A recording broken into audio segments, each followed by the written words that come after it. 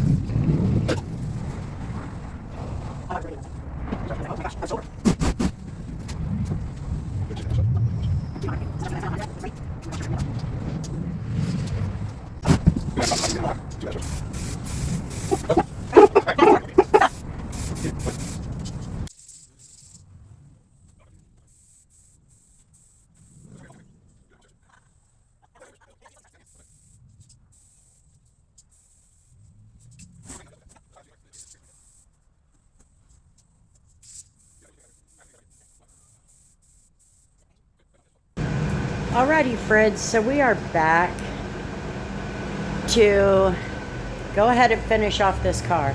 This is the hood. I polished it and did what I could to bring that back to life. Now, here is the roof. And of course, this is overspray. That's what that is. And then the trunk. Those are the two that we use the rattle can on. You can still see where the failure was. The point of this is not to fix it. The point is to stop it. Stop the damage. Get control of it. And do my best to clean it up. See, that's the hood. This had already been painted or covered or clear coated, rattle can, whatever. You can tell that by the scratches that are underneath. Can you see that? That is underneath some kind of a clear coat. And I'm not going to take that clear coat off. So at this point, it looks a lot better than it did. So the goal is to at least stop some of that damage and make it look a little better. Now, this is a more ethical way of doing things. A lot of people would not take, a lot of dealerships would not take this time to do that. Other dealerships would take the time. They would send it out and have to charge, be charged a high amount of money to fix it. And then what they've created is a situation where they're putting a really high price tag on a car that is not worth that price tag. So that, in my opinion and their opinion, is unethical. So I want to make sure that I put that kind of stuff out there.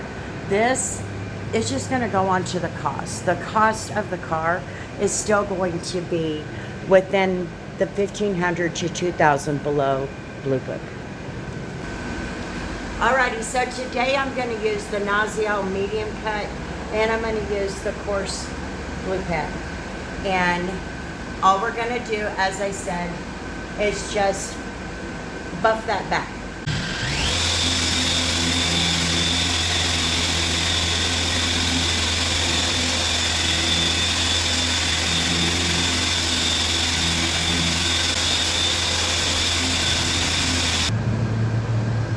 Glossed it up a little bit, and it does look a little bit better. You got to be right up on it to see the damage.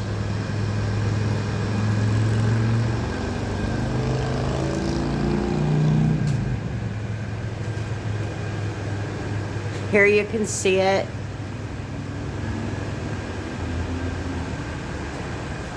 Right there. You can see some of the damage. All right, I wanted to get started on this trunk, and this is not a review video, but I did want to point something out about this. I like the cut that it has. It's making that much easier to deal with, where the last one, which would have been the Kia Rio, the one that looked like a penny, I named it Penny. That stuff was the Maguire's, and I didn't like it, and it took a long time and a lot of force with the rotary in order to smooth that out a little bit and give it some gloss. This, I only had to do a few passes. So Naziel did a really good job on that. However, yes, there is a bad side. There is a ton of dust up there. There is a lot of dust up there from the polish. So that would be a negative for me, but at the same time, I'm going to do a rinseless on it anyway, so it's not going to bother much. But I did want to point that out. And like I said, this is not a review video on the Naziel product. I just wanted to make sure I put that kind of information out there because some people may want to know. There's an awful lot of dusting, but it does cut really well.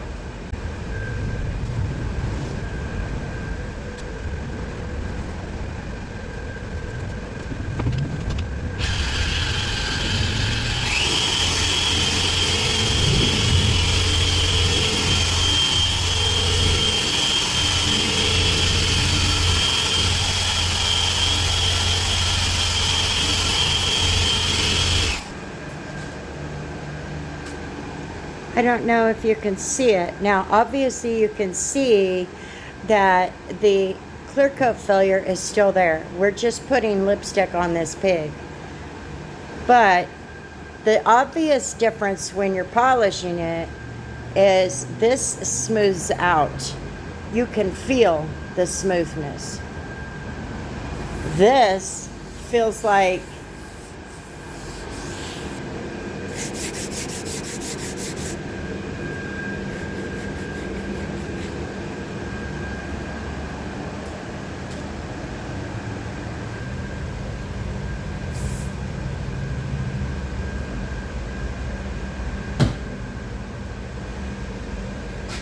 The best mosquito repellent out. Okay, so we have a lot of overspray, and most of it is like right here, and it follows along over there, and on the other side as well. So I'm going to use the clay towel to just kind of get that off. I have some DIY detail rinseless wash here, and I also have the DIY detail clay towel. I like this thing. This is my third time using it. The first 2 times I was just playing. So now it's the real test. Is it going to take this overspray off? I think it will. I think it'll be just fine. I think it'll do exactly what I'm expecting.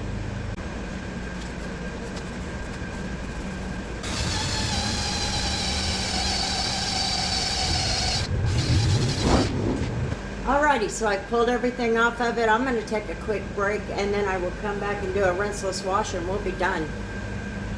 I want to make sure that I put out there, because this is just a quick once over, I did not finish it, so to speak, with any kind of finishing polish. I'm just going to do the rinseless and call it a day. That's how we do it. We don't want to take any more of the clear that we just put on it off of it. So the less that we do, the better. And I will put it outside so that you kind of get an eye view of what this lipstick on a pig is really all about. And the 2012 Chevy Cruze is done. Looks pretty darn good when you put it out in the sun.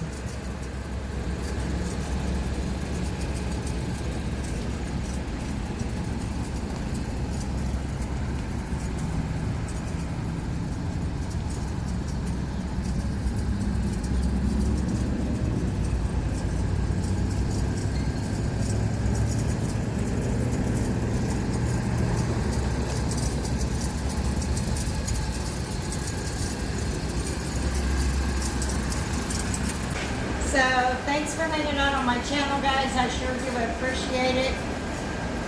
That's another version of putting lipstick on a pig. Whatever works, I guess. As long as it doesn't bother my conscience, I'm okay with it.